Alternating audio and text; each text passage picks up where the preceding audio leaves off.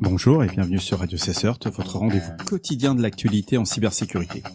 Je suis Marc-Frédéric Gomez et nous sommes le 1er octobre 2024 en direct de l'Île-de-France. Aujourd'hui, nous allons couvrir 4 sujets essentiels. Les pays offrant les meilleurs salaires pour les experts en cybersécurité, un cas de piratage et de délit d'initié, l'importance des journaux d'événements de Windows dans les enquêtes sur les ransomware et les vulnérabilités critiques découvertes dans Fox IT PDF Editor. En ce premier jour du mois de la cybersécurité, commençons par une étude récente qui met en lumière les pays offrant les meilleurs salaires pour les professionnels de la cybersécurité. Je sais pas pourquoi, je vous sens tous hyper attentifs d'un seul coup. Avec une demande en experts qui continue d'augmenter, ces pays sont devenus des leaders en termes de rémunération.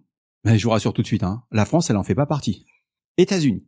Les salaires pour les experts en cybersécurité varient entre 85 000 à 140 000 euros. Mais 85 à 140 000 euros, on est dans la fourchette basse. Dans la Silicon Valley, aujourd'hui, si vous prenez le cas de Netflix, par exemple, on était à 450 000 $ sur quelqu'un qui bossait dans un CERT. En Australie, on est entre 60 000 et 108 000 euros. En Suisse, 104 à 156 000 euros. Le Royaume-Uni, 58 000 à 116 000 euros. Alors, ça peut sembler des sommes importantes en France, mais quand vous vivez à Londres, avec 116 000 euros, il y a quand même une grosse partie du loyer qui part de votre salaire. En Allemagne, 50 à 100 000 euros. Au Canada, entre 56 000 et 91 000 $. C'est surtout à Toronto et Vancouver. Montréal, c'est beaucoup moins cher. On est dans la fourchette des 56 000. Le côté francophone, quand même, paye beaucoup moins malgré le fait que l'État a énormément investi dans les subventions. Les Pays-Bas, donc des salaires sur Amsterdam qui varient entre 50 et 90 000 euros. La Norvège, entre 52 000 et 87 000 euros. Et enfin, Israël, c'est le salaire qui varie entre 71 à 142 000 euros. Alors, d'après Cybersecurity Insider, ces pays sont des leaders dans la rémunération des experts en cybersécurité, ce qui en fait des destinations attractives pour les professionnels du secteur. Et vous ?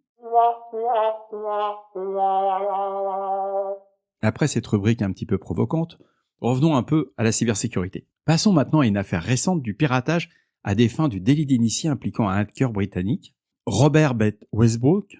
La SEC, Securities and Exchange Commission des États-Unis, l'a accusé d'avoir piraté les systèmes de 5 entreprises publiques américaines pour accéder à des informations confidentielles sur leurs bénéfices. Grâce à ces données, Westbrook a réalisé des transactions boursières avant l'annonce des résultats, ce qui lui a permis de générer 3 750 000 euros de profits illicites. Le mode opératoire. Westbrook réinitialisait les mots de passe des cadres dirigeants pour accéder à leur compte, puis supprimait les alertes de réinitialisation des mots de passe via des règles de transfert d'emails pour masquer ses traces. Bien qu'il ait utilisé des VPN, des emails anonymes et du Bitcoin pour dissimuler son identité, la SEC a réussi à le traquer en utilisant des techniques avancées d'analyse de données de traçage d'actifs cryptographiques. Westbrook fait face à des accusations civiles et criminelles pour fraude boursière, fraude informatique et accès non autorisé à des systèmes informatiques. Ce cas met en lumière les risques liés aux failles de sécurité et à l'importance des protections en place pour éviter les fuites de données critiques.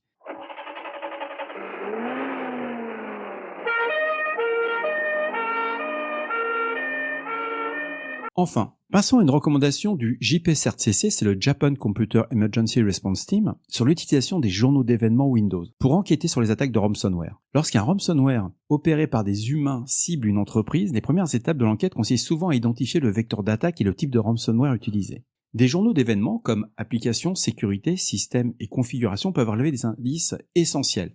Par exemple, le ransomware Conti, ainsi que ses variantes Akira et Logbit 3.0, génère souvent les ID d'événements 10 000 ou 10 001, qui signalent la fermeture automatique des applications lors d'un redémarrage du système. Les ransomware comme Phobos et ses variantes déclenchent d'autres événements tels que les ID 612, 524 ou 753, qui correspondent à l'annulation des sauvegardes programmées ou la suppression des catalogues système. Toutes ces informations peuvent vous aider, en tant qu'équipe de réponse à incident, à identifier rapidement le malware utilisé, comprendre les techniques des attaquants, et éventuellement stopper la propagation du ransomware sur d'autres systèmes avant qu'il ne soit déclenché. C'est vraiment à lire sans modération.